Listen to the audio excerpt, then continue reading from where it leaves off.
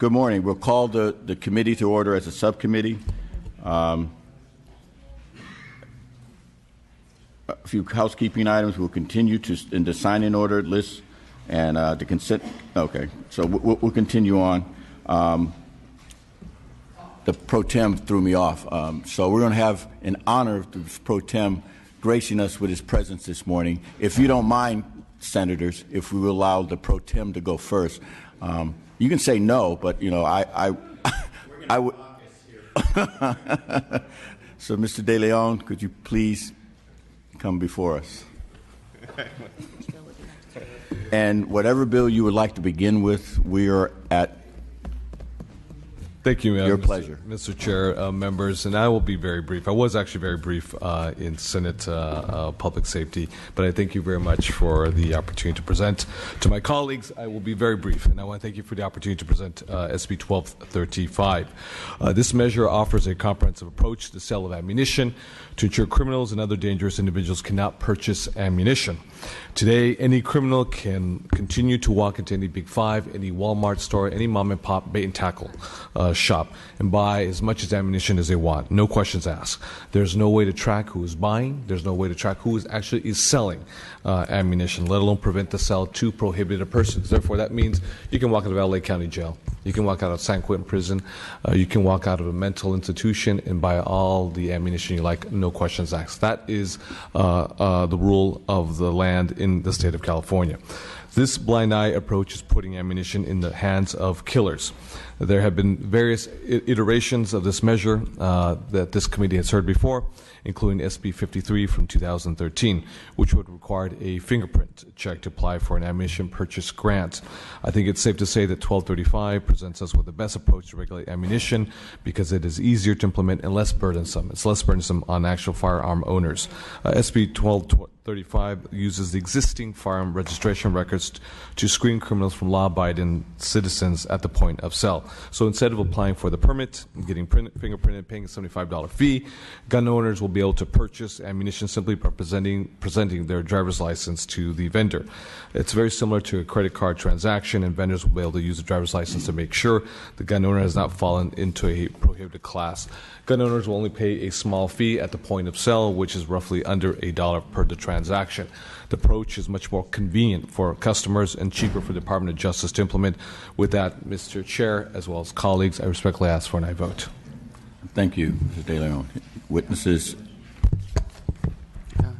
Amanda Wilcox here on behalf of the 27 chapters. California chapters of the Brady Campaign to Prevent Gun Violence. For our coalition in California, the regulation of ammo sales has been a long-term priority. Right now, we don't know who is selling ammunition, who is buying ammunition. You can do it from the trunk of your car. Under current law, people prohibited from owning firearms are also prohibited from purchasing ammunition, but there's absolutely no way to enforce that law.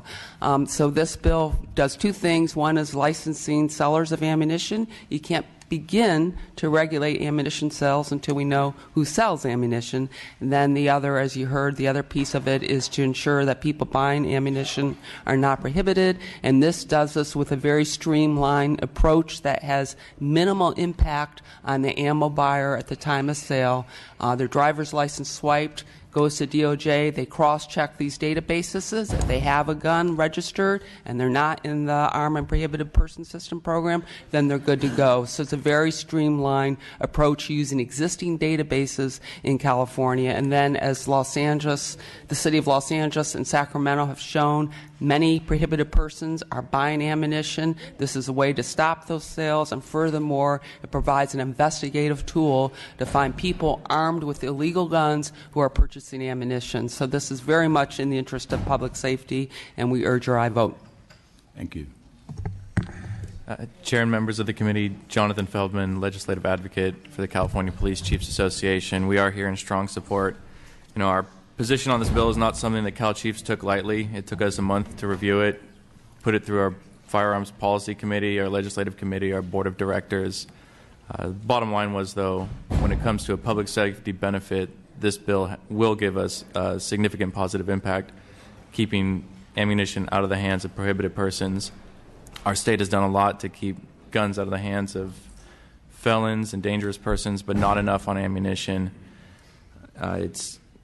Certain local ordinances have shown to be effective, but it's been too easy to subvert local ordinances by driving a short distance into another county, another city. So we believe a statewide system, regulatory system like this would be extremely effective, and we're in strong support. Thank you. Are there any witnesses in opposition? Oh, before we begin, let's establish a quorum. Madam Secretary. Jones Sawyer. Here. Melendez. Lackey. Lopez. Lowe. Quirk. Here. Santiago. Quorum is present, and witnesses in opposition. Oh, you want to go? Okay. I'm sorry. I've been offered to have a seat, and we'll listen to all the witnesses in support. I haven't done this in a while. Donna Seitz. Name and organization so we can. Excuse me. Donna Seitz, representing the Los Angeles County Board of Supervisors, in support. Good morning, Kiara Ross on behalf of the City of Sacramento, in strong support of the bill. Thank you. Brandon Epp on behalf of Los Angeles County Sheriff's Department in support. Sylvia Solis Shaw on behalf of the City of Santa Monica in strong support. Good morning. Juliette Leftwich on behalf of the Law Center to Prevent Gun Violence, in strong support. Thank you. And now, witnesses in opposition. Go first. Mr. Chairman and members of the committee, for the record, Dan Reed here on behalf of National Rifle Association and CRPA today. We're in strong opposition to this bill. This bill would impose drastic and unjustified restrictions on law-abiding gun owners while doing nothing to reduce violent crime. This concept has been tried and failed on the federal level, and it was disbanded because it had no substantial law enforcement value. This measure will similarly fail to reduce violent crime because honest law-abiding citizens will comply and criminals will not.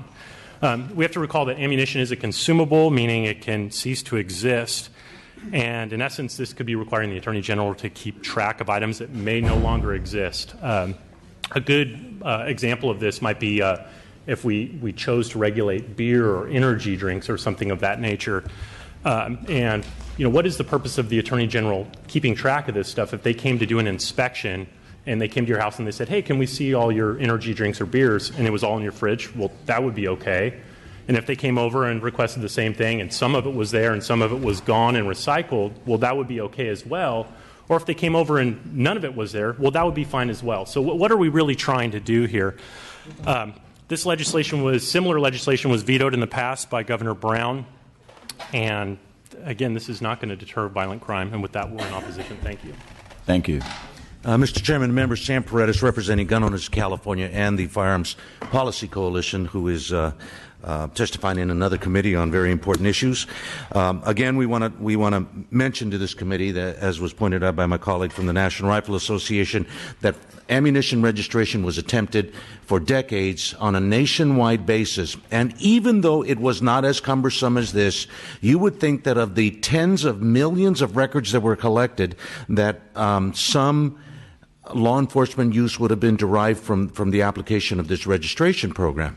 And in fact, the federal government dumped it because in all the decades of the use of this program, not a single crime was solved, not a single crime was prohibited or anything like that. The other thing is that this committee and this legislature right now gives a lot of credit to criminals to build firearms and out of nothing, blocks of aluminum or pieces of plastic and all of these things. And this bill will not prevent the criminals from manufacturing their own ammunition, which can be done very easily and is 100% untraceable. You cannot control it. You cannot regulate it. They can do that. You cannot prevent people from going and getting car batteries and melting down the lead and turning them into bullets, something that happens regularly. Or wheel weights that have been cast off of cars for decades and decades and decades and melted down and made into bullets. I also have to point out the fact that the governor has vetoed this issue in the past, and we believe that it merits another veto if it makes it that far. This issue puts all the restrictions on law-abiding citizens. They have to jump through hoops, and it's very easy for the author and for the supporters of this legislation to say it's no big deal, it's just a card swipe.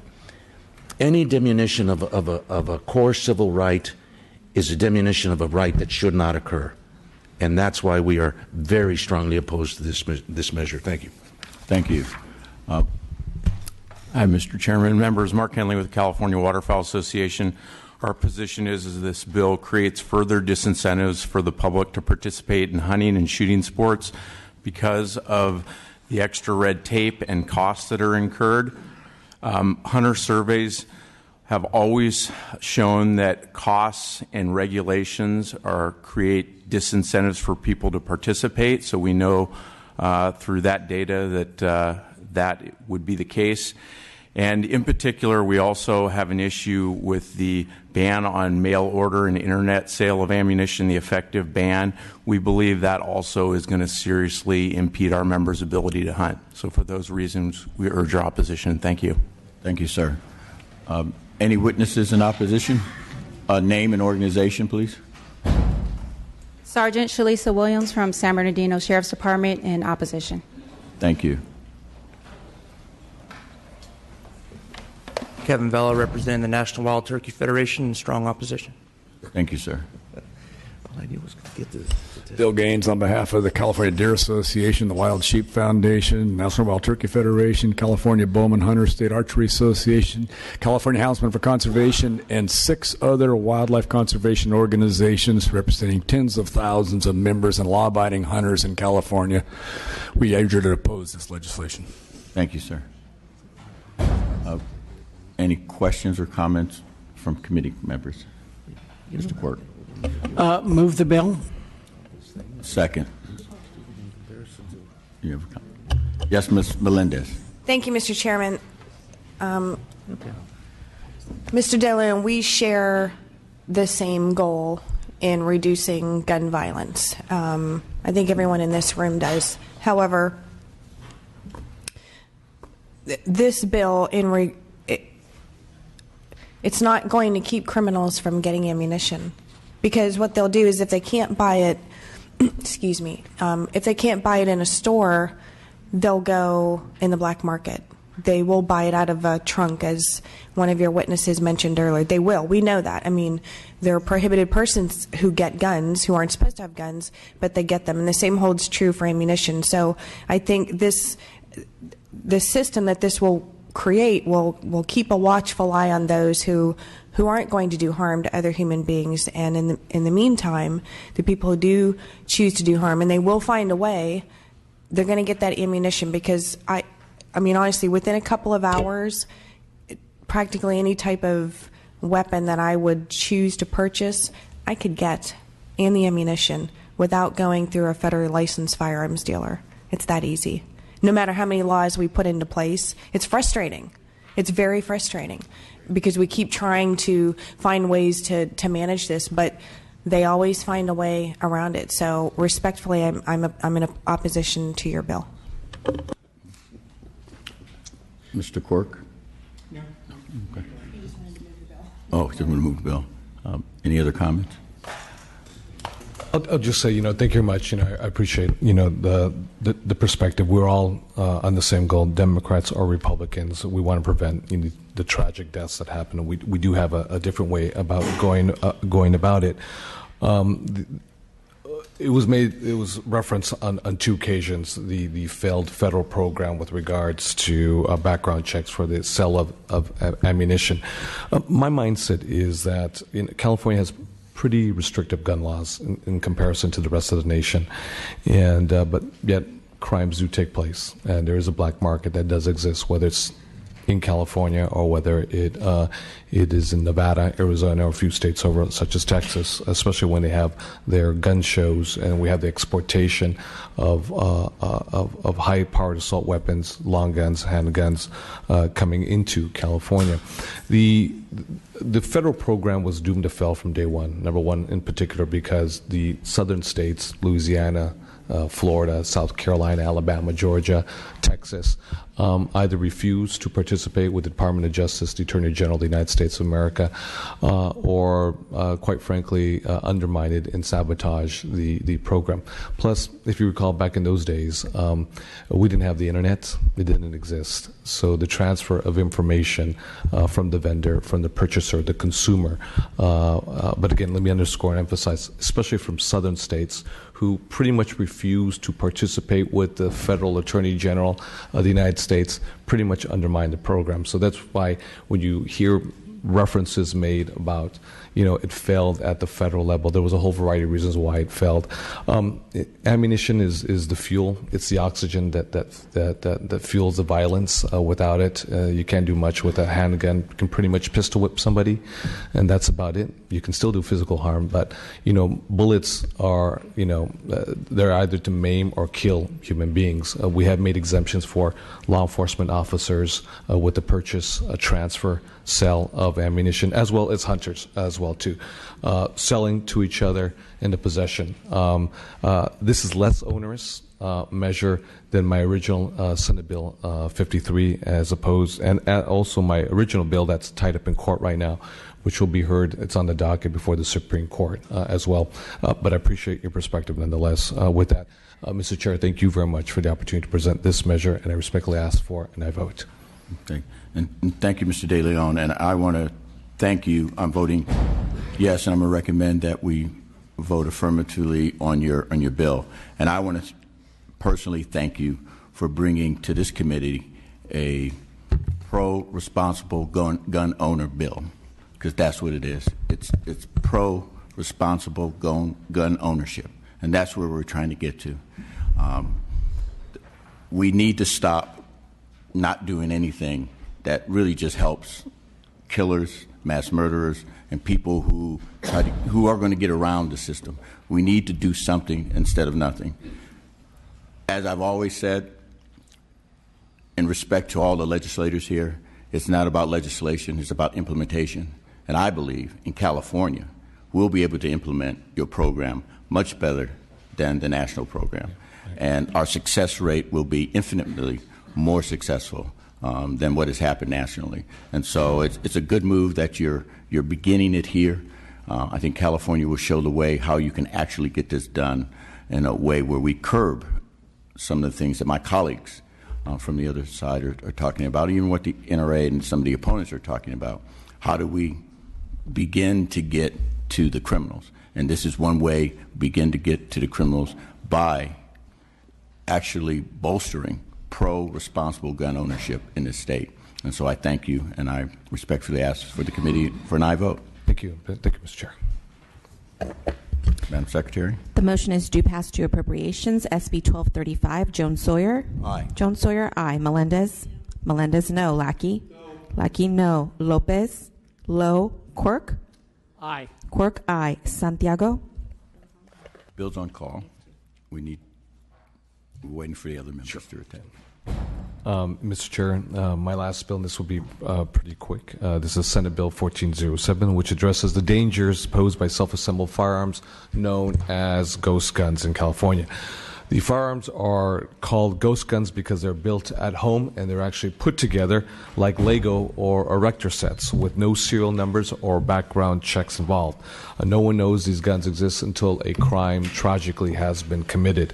The threat is real because we're beginning to see an emerging black market for home-assembled guns as a way to circumvent our current gun laws.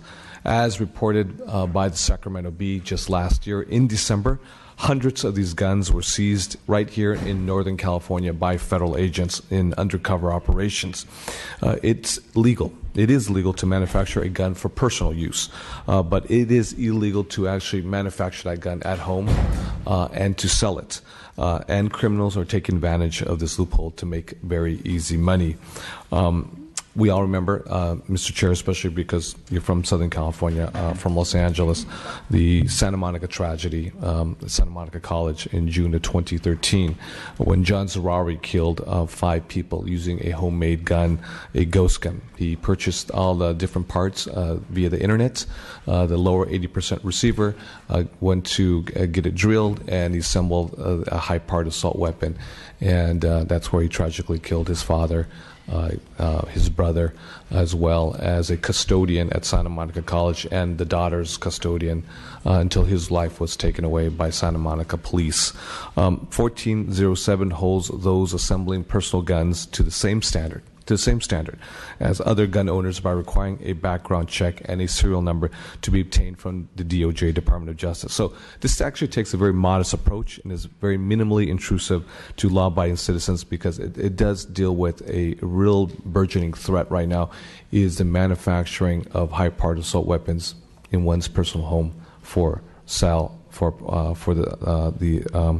the purchase for other individuals who should not be purchasing these types of weapons. So with that, Mr. Chair, colleagues, I respectfully ask for an aye vote. Thank you. And witnesses in support? Chair and members of the committee, Jonathan Feldman again on behalf of the California Police Chiefs Association. Again, looking at this bill and the public safety benefits, we are in strong support. First, this bill will decrease the number of untraceable firearms in California. This is incredibly important for law enforcement, since every bit of information is critical during investigations. For crimes involving firearms, one of the most significant clues that we can get is the gun used in the crime and the serial number of that gun to trace back past owners. Even if the firearm comes back stolen, we can get important leads that can be instrumental to solving those crimes. Last fall, a ghost gun was used in a Stockton bank robbery that resulted in the death of a female hostage. Because the assault rifle used in that crime had no markings or serial numbers, there was no record for law enforcement to examine, and at this point that investigation has hit a dead end. Without this bill and without a change in the law, more of these dead ends will become more and more common. Another public safety benefit to SB 1407 is the requirement that every person who assembles one of these guns goes through a background check. Cal Chiefs supports universal background checks and is greatly concerned about the accessibility of prohibited persons to these weapons. And that concern is increased by what we've seen with the mass production of ghost guns using 3D printers. Thanks to that technology, there's been an increase in homemade firearms hitting the black market. Last October, undercover ATF agents seized 239 firearms in a single bust in the Central Valley.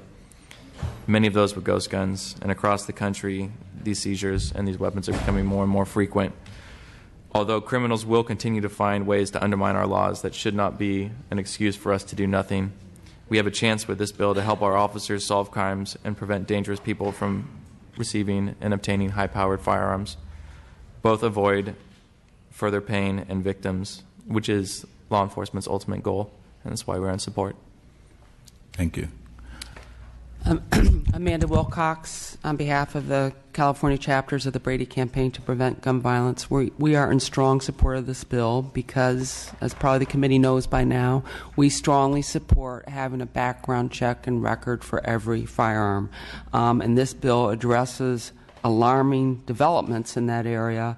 One is emerging, which is the problem of 3D printed guns. And as that technology is perfected and those guns, the function of those guns improve, my worry is this will be the new source of junk guns on the market that are cheap and easily available to criminals, and of course with no background check or record. And then the other very real problem we have right now, which is the partial receivers. You've heard about the Santa Monica shooting, the Stockton robbery. Sacramento Bee's done extensive reporting about this in the Sacramento area.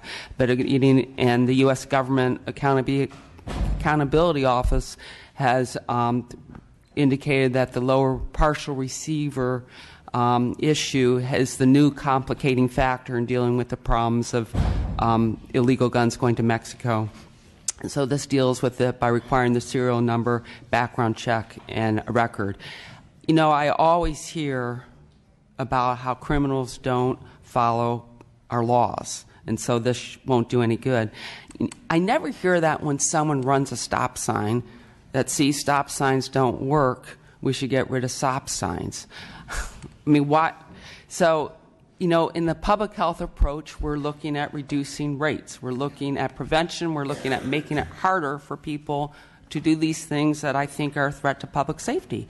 Right now, it's perfectly legal to have a firearm assembling party. People do that in groups and parties at gun stores where they assemble guns from partial receivers because they want to avoid a record and a background check. We're making that legal. And we're making that easy, so this law would deal with that problem. I think this problem is going to become worse and worse, and we need to crack down on it now, and we urge your I vote. Thank you. Thank you. Witnesses in support. Name and organization. Sylvia Solisha on behalf of the City of Santa Monica, the site of the mass shooting with a ghost gun. And I'd also like to testify on behalf of Los Angeles City Attorney Mike Fuhrer in strong support. Amy Brown on behalf of the California Academy of Family Physicians in support.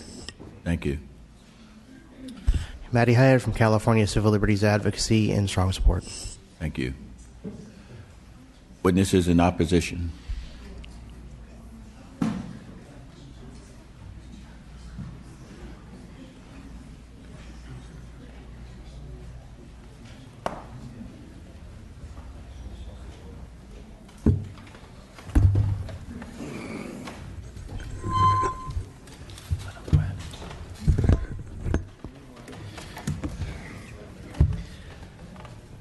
Good morning. Good morning. It's good to see you. How are you this morning? Enjoy your bright, smiley face. I'm sure our faces might not be so bright, smiley before this day's over. Mr. Chairman and members, Sam Paredes, representing the gun owners of California and the authorized to represent the Firearms Policy Coalition with regards to this issue. Now, we need to.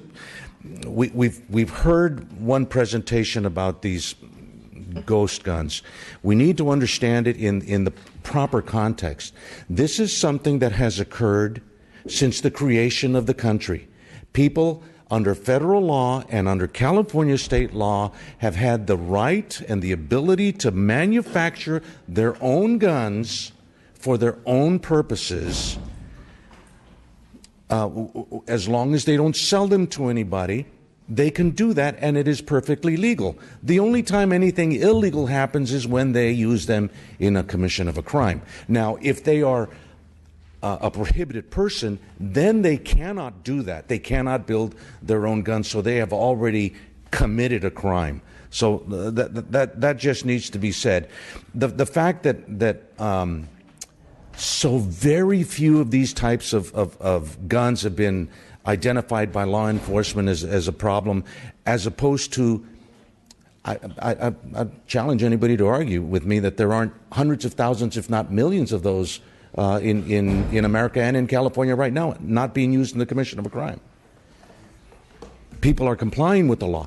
Here's another thing. A criminal can get any gun they want and cut out the serial number in order to avoid identification.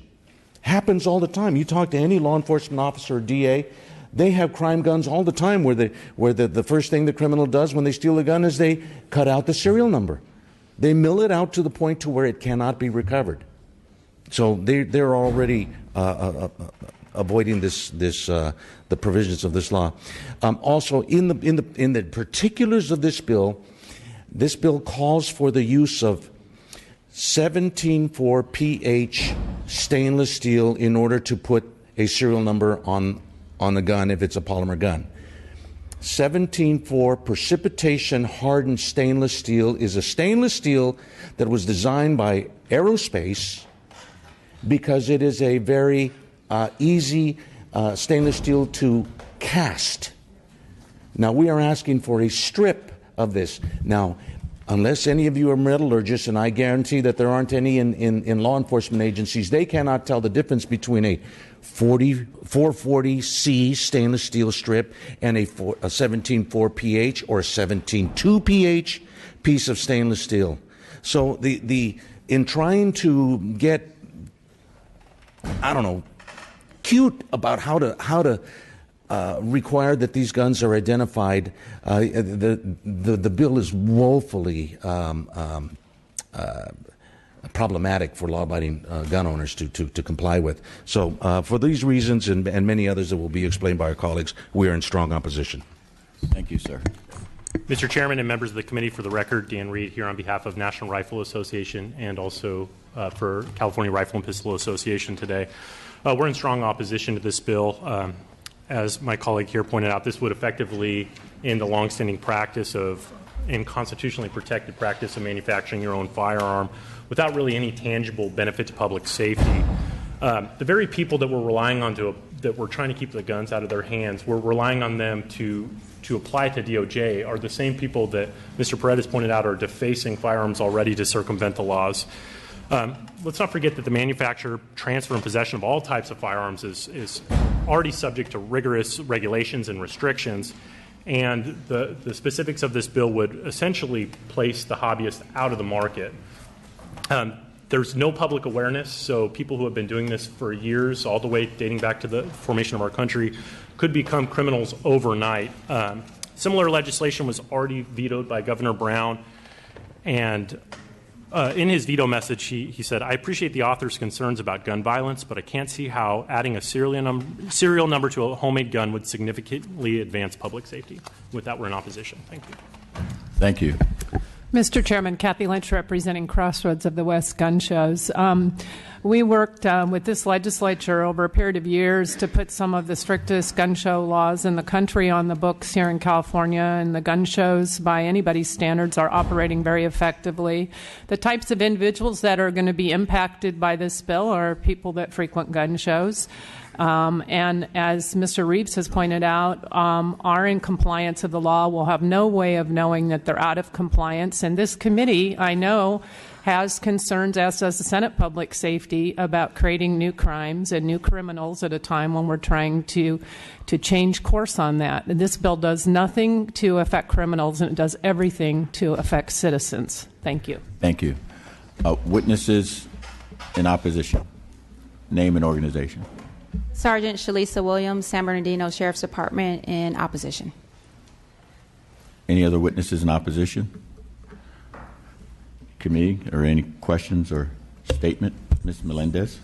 Thank you, Mr. Chairman. Senator De Leon, in your bill, it says that the bill would prohibit the sale or transfer of ownership of a firearm manufactured under the provisions of this bill. So that means if you were to make one of these firearms and put the serial number on there, you would not be allowed to sell it or transfer it? That's correct. That's how the bill reads. And may I ask why? I don't know if individual, citizens working out of their house are the equivalent of gun manufacturers and selling them out of your house. If you have a provision that you'd like to discuss or a bill you'd like to move with regards to the selling of handguns or any type of long gun, that's at your discretion. You can do so. That's what I'm choosing to do with my bill. Okay, thank you. Move the bill. Second, but Mr. Lackey, and then. And I wasn't trying to be I wasn't trying to be curt or anything. That's just what I choose to do with my bill. You have the right to move forward a measure that says you can sell and force sell right in front of the lawn or the garage and manufacture what you want to manufacture. And it's up for debate and dialogue among our own colleagues. I'll leave that entirely up to you. Mr. Lackey. Yeah, thank you. I'd like to thank the Senator for at least your attempt to try to bring some positive attention to criminal violence. I know that it is clearly a problem that we both agree needs attention. However, I disagree with the perspective that doing something is better than nothing, because I think there are unintended consequences for regulatory schemes that we put together here in this building that don't address the true guts of the problem. And I do believe that the criminal mentality is that they are not a respecter of rules. And that's a basic understanding. I know there was the comparison of stop signs. And with all due respect, if someone believes legislation has the same power of a stop sign, then we need to have a discussion. As a person who committed themselves to law enforcement with a traffic focus for 28 years, if our legislation had that same impact as a stop sign, we'd have a lot of control. and we don't have that kind of control, in my opinion. And I do applaud your desire to try to bring attention to criminal violence, but I really don't think this does not even anything. Not even if it did something, then maybe I could support it. But I genuinely, and no disrespect, I really don't think this does anything. I'm not convinced that it not even slightly helps this problem, and so for that reason, I can't support it. Yeah, I'd say, through the chair, again, we disagree, but I respect your perspective as a former law enforcement, officer, sworn to protect and serve our communities as a California Highway Patrol person. Historically, when we did the black market with regards to straw purchasers who lawfully purchase firearms here in the state of California, then we have what I would call the iron corridor, between I-80, Lake Tahoe, and Truckee through Sacramento when we have our gun shows in Reno, or when we have our gun shows in Las Vegas through the I-15 corridor to Los Angeles Basin, or when we have gun shows in Phoenix, Arizona, the I-10 corridor.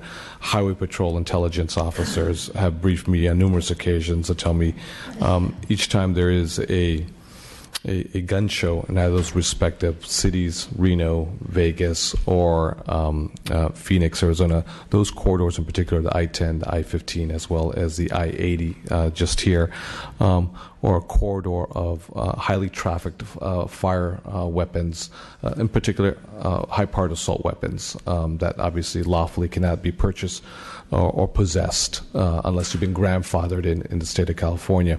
So with the lower receiver, the lower 80% receiver in California, and all you have to do is go in a YouTube video and see, quite frankly, the mockery of the laws we have in California. People actually, there's one down in Oceanside, a gun store owner who freely says, "This is the way you do it. Come over. We'll sell you the lower 80% receivers. We'll have drill bit parties, like if it was a Tupperware or Avon party. Come over here, and we'll put everything together." And that's how John Zawahiri put his weapon together. He attempted to purchase a weapon lawfully. And during the 10-day waiting period in California, he was denied that ability to do so. So the other loophole that he exploited was to purchase a lower receiver, a lower 80% receiver, had it drilled, and then purchased the following, components, and constructed it at home, and then he went on a rampage. And I'm more than happy to speak with you offline to get any ideas. I respect your perspective. We don't agree with each other. I do believe that this is really underneath the surface. It's really percolating. When federal officers just last December raided a house and they got hundreds of weapons that were manufactured at someone's home in California, and we don't know they exist, and they end up in South LA, East LA, and Boyle Heights, sold out of a trunk of a car.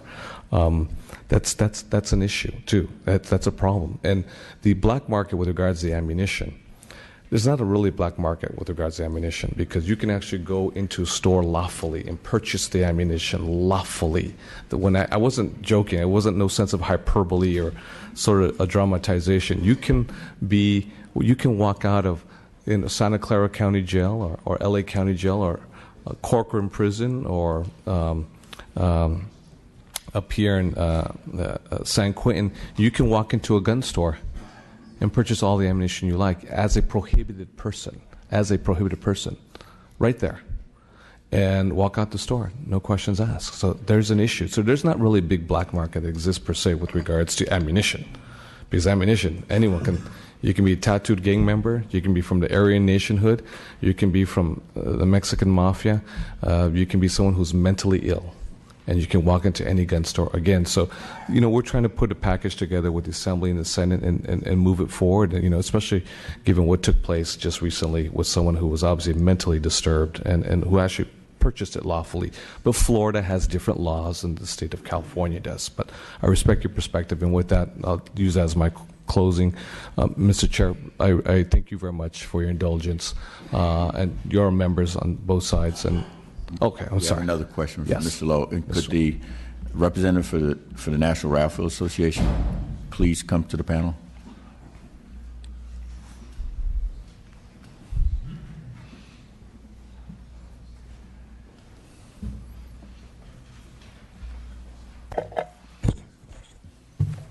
Mr. Lowe. Thank you very much, Mr. Chair. And I'm sorry, the gentleman from the NRA? I'm sorry. I didn't get your Yes, Dan Reed with the National Rifle Association. Thank you very much, Dan. First of all, I wanted to commend Senator De Leon for your leadership in trying to ensure that we as a state of California continue to try and address this issue at hand and making sensible solutions as what we know is an epidemic in not only our state but our country. And it's certainly not lost on many of us, Dan, the recent events that happened in Orlando. And I will say that I come from a family of law enforcement officials, and my view on guns has evolved over a period of time. My stepfather worked at Elmwood Jail in Santa Clara County. My mother worked for the Department of Corrections, and my brother is a police officer in Mountain View in the city of Oakland. So very much supporting individuals in law enforcement. I will have to say, though, similarly, I think many of us were shaken by recent events over the past years, and most certainly as of late. And less than 72 hours ago, 49 people were slain in a nightclub in Orlando. And it's very difficult for me to sit here and look at you in the eyes and have respect for you, sir, Dan, because not only because of the lives have been cut because of your organization, mothers and fathers, but many lives have been shattered from it. And I've had some questions that I anticipated that you would be here in opposition. And I'm going to ask for Akira Murray, who was 18 years old and went on a family vacation after graduating high school. She was the youngest murdered victim Saturday night. I'm going to ask for Jean Perez and Louis Wilson Leon, who were 35 and 37 respectively and longtime partners. I'm going to ask for everyone else who can't be here today because they were murdered by gun violence. Of course, the reason they were murdered was because specifically of your organization, Dan, which has vigorously lobbied to allow for these things to occur and acquire weapons. So I'm going to ask a question. Please ask a question. To the extent possible, again, for those individuals, as you sit here today, how do you believe that this simple measure will not help save the lives of those that are so important in the state of California? Mr. Chairman, through you to Mr. Lowe. So your question is, how is this measure not going to do this? This measure is relying on a prohibited possessor, a criminal who's already prohibited from owning a firearm, to apply to the Department of Justice for a serial number to put on a gun that they're making outside of this, correct? And so the same people that are already defacing firearms and who are already breaking numerous laws, we're now relying on them to apply to the Department of Justice. I just don't see how that's going to be a tangible public safety benefit. So, thank you. Okay. Thank you. Can I just make a technical, correction? It requires any law-abiding manufacturer. Yes. Yeah. I just want to make that technical. Yeah. No, that's the only technical correction. Okay. It just requires anyone who law-abiding manufacturer at home of a weapon to register with the Department of Justice for the serial number. I understand the thesis of some of the arguments have been made with regards to will a criminal actually go and register with the Department of Justice but this requires law-abiding citizens who are actually manufacturing the weapons at their place of residence for the period. Yeah. Okay. Thank you. Okay. So I'm going to go ahead, obviously, and recommend an aye. And again, I'm going to thank the author, the pro tem, for bringing to this committee, again, I'll continue to use this term, a pro-responsible gun owner bill, because that's where we need to go. We need to be wise and smart about this. I believe what you brought before us is a way we can separate, I guess, cream rises to the top, junk at the bottom. We're able to now allow these great people in California who are doing the right thing by when they own their guns. And we're able to identify them and separate them from those who are criminals, which I think all of us, whether it's all of us, I hope, all of us believe we need to get to the real root of the problem is getting to the criminals, which I think your bill focuses like a laser in getting to the criminals. And again, we need to continue vigorously to do this. This is one step in that process. I believe there's a companion bill on your side on ghost guns, which kind of identifies it, Mr. Gibson. And so we even, I think, as a companion piece, we make both bills even better. And I hope that the governor will see that when it gets to his desk, if it gets out of this House and onto the floor and then out here, that the governor sees that the comprehensive look at it, that we look at it that way, and that we all join together to move this along. As you can see, this is a very emotional issue. And again, I want to thank the author, and I recommend an aye vote. Thank you. Thank you. Thank you, Mr. Chair. Thank you.